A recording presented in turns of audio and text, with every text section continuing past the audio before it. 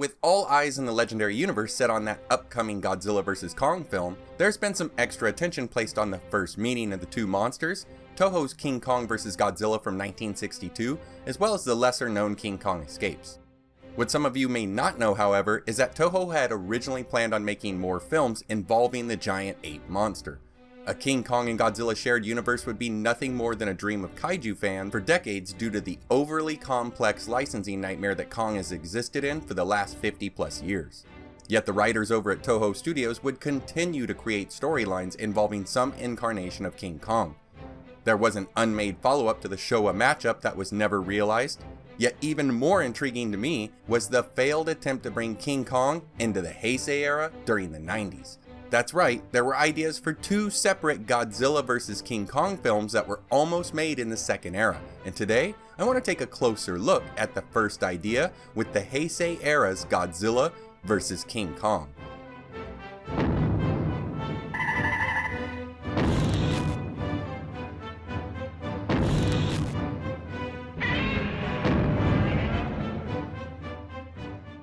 Now, King Kong vs. Godzilla was the highest money-grossing Godzilla film for Toho Studios throughout the entire Showa era.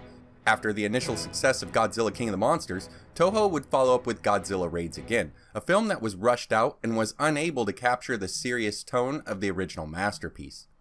The low box office would cause Godzilla to get shelved for a bit to cool off from the failure, and instead solo films of Mothra and Rodan would take center stage. That is until Toho had a brilliant idea to get fans worldwide back into Godzilla as a franchise. And what better way than by having him face off with King Kong? Their plan worked amazingly well, and Godzilla would once again see box office success and be launched into a stardom that Kong could never dream of reaching.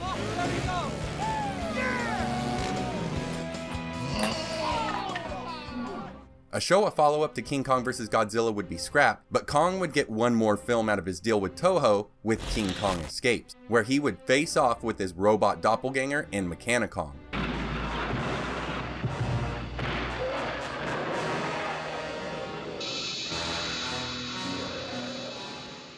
So now that we know a bit of the Showa history of King Kong, let's see what could have been in the next era, the Heisei Era.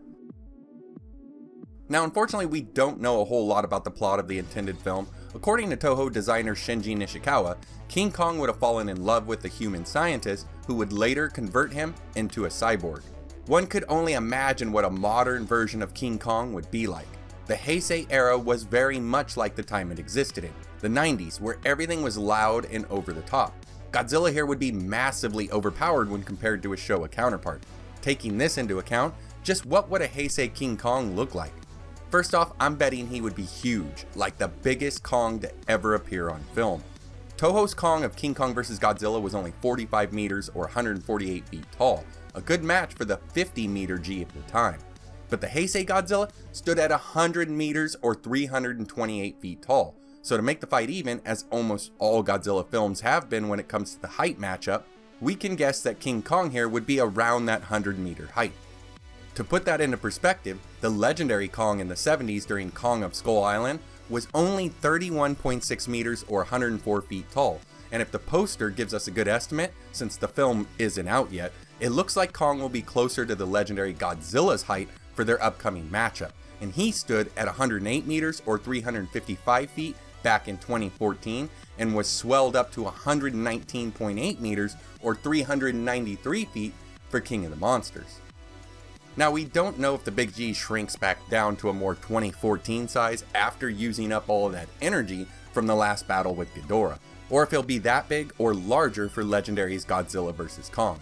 But either way, this means that the older Kong of Skull Island would be at least 350 feet or 106.7 meters tall, close to what the Heisei King Kong could have been. Now, we know from the short plot description that Kong would eventually be built into some kind of cyborg. Could this be the power-up that he would need in order to face off with a powerhouse like the Heisei Era's Godzilla? Or is it possible that this was done after their first meeting and fight, where Kong could have been left for dead, where he would need the cyborg type attachments in order to survive? Or maybe he was just beaten enough that the humans would want to upgrade him for a second match with Godzilla. I also wonder if Kong would have any other offensive weapons, which would make sense because heck, even Mothra in the 90s had beam attacks.